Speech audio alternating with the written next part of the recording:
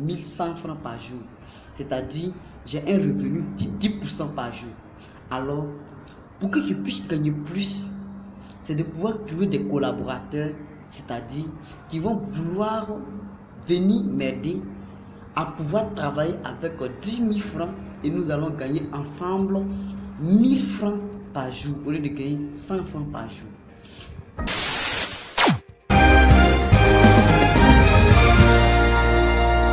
Mesdames et messieurs, bonjour ou bonsoir. Tout dépend de l'heure à laquelle vous me recevez. Je suis le catalyseur des Africains et aujourd'hui, on va parler d'un nouveau sujet. Surtout, les raisons pour lesquelles les anglophones sont plus riches que les francophones.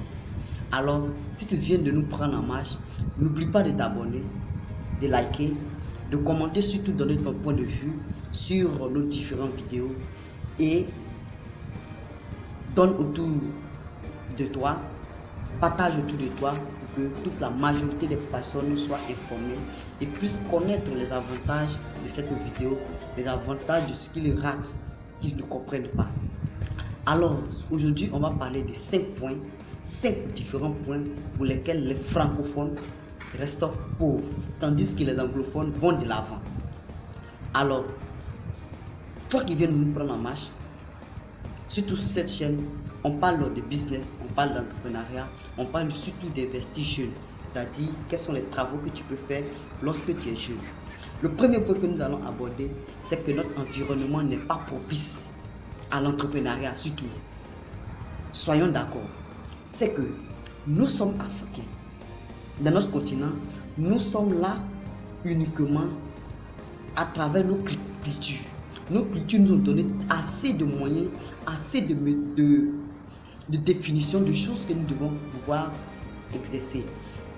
Pourtant, on remarque que la majorité des partis,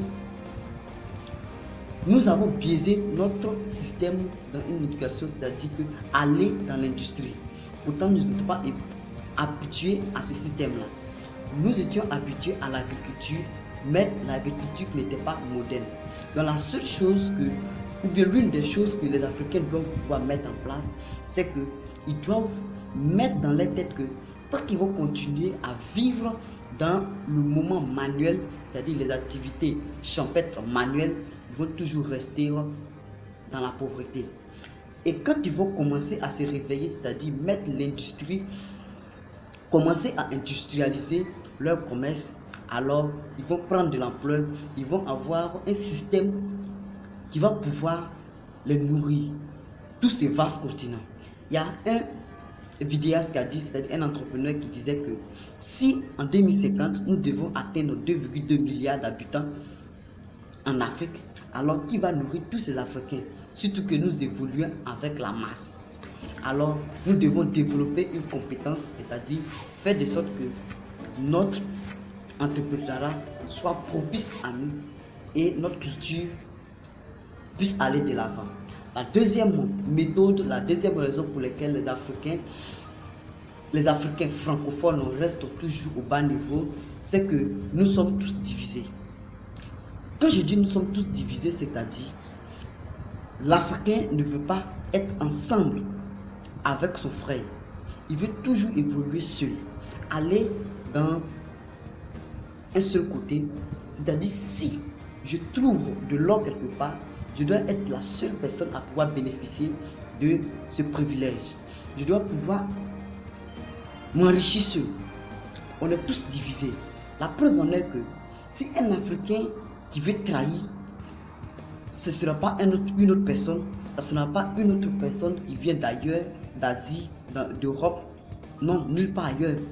Ce serait une personne qui est proche de lui, c'est-à-dire précisément son frère. Une personne avec qui il devait collaborer. Et tant que l'idée de collaboration n'est pas fixée, alors les Africains vont rester dans une mentalité de pauvreté. Surtout, quand je parle des Africains, je ne fais pas allusion aux Africains anglophones. Je fais allusion plutôt aux Africains francophones. Ils vont rester dans cette mentalité de pauvreté parce qu'ils n'arrivent pas à vivre en communauté. Pourtant, quand on regarde à l'origine, quand on va à l'origine, on constate que les Africains vivaient toujours en famille. Ils vivaient la cohésion, ils vivaient ensemble, ils avaient l'esprit de partage. Pourtant, dans le système, là où nous sommes rentrés, on n'arrive pas à se détacher, on n'arrive pas à faire la part des choses. Alors, voilà pourquoi nous restons dans une mentalité de pauvreté. On n'arrive pas à coïncider, on n'arrive pas à pouvoir vivre avec notre proche pour pouvoir évoluer ensemble. On s'est dit que si je m'accorde avec lui, il va passer derrière moi pour pouvoir me doubler, parce que je me dis que si je pense qu'il va me doubler, c'est que je pense aussi le doubler.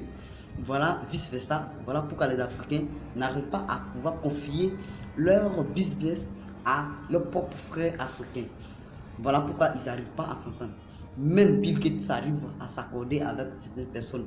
Même Jeff Bezos, c'est pas pour lui. Amazon est divisé seulement par plusieurs parties et réparti par plusieurs parties. Et la troisième chose que nous allons refuser, c'est que nous refusons de fédérer nos efforts et nos initiatives. Quand je dis que nous refusons de fédérer nos initiatives, c'est-à-dire notre mentalité ne veut pas se coïncider avec d'autres mentalités. La chose que nous devons faire, c'est que nous devons identifier des personnes avec qui nous partageons les mêmes compétences, les mêmes attitudes. Alors, ces personnes vont nous aider à pouvoir entreprendre. Ces personnes vont pouvoir nous aider à pouvoir avoir les mêmes mentalités et pouvoir développer notre business ensemble. Pourtant, comme nous avons dit au point précédent, nous sommes divisés. Alors, comment nous allons pouvoir fédérer nos compétences? Comment nous allons pouvoir nous unir pour pouvoir évoluer ensemble? Si par exemple je fais de l'approximatif, je me dis qu'avec 1000 francs, je gagne 1100 francs par jour. Avec 1000 francs CFA, je gagne 1100 francs par jour. C'est-à-dire, j'ai un revenu de 10% par jour. Alors, pour que je puisse gagner plus, c'est de pouvoir trouver des collaborateurs, c'est-à-dire qui vont vouloir venir m'aider à pouvoir travailler avec 10 000 francs et nous allons gagner ensemble 1000 francs par jour au lieu de gagner 100 francs par jour. En appliquant ce système, on est encore plus soudé, on devient encore plus solide, on devient encore très compétent. Voilà pourquoi nous devons être ensemble toujours.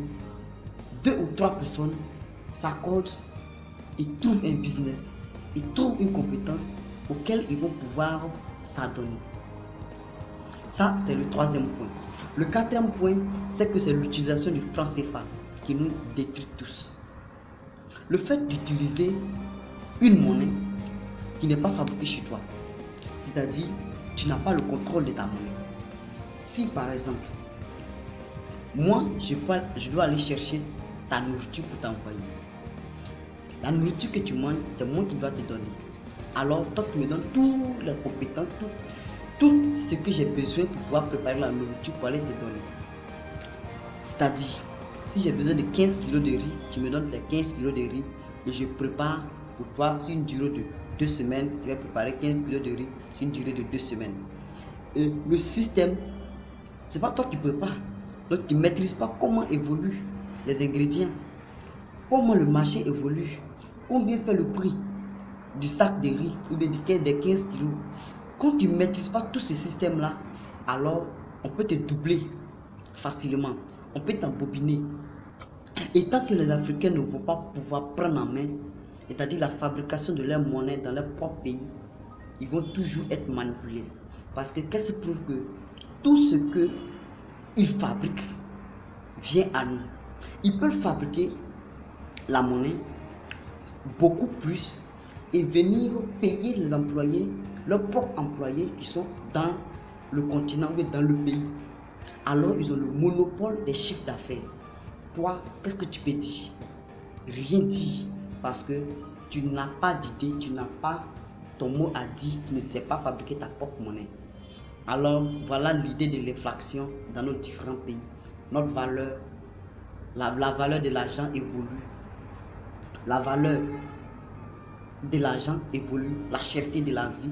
Surtout les monnaies qui s'introduisent, on ne connaît pas leur origine. Donc vous savez mieux que moi de pourquoi je parle.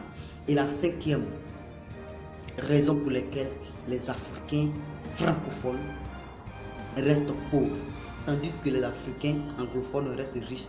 C'est que les francophones ont une mentalité de dire moi je vais travailler dans la fonction publique.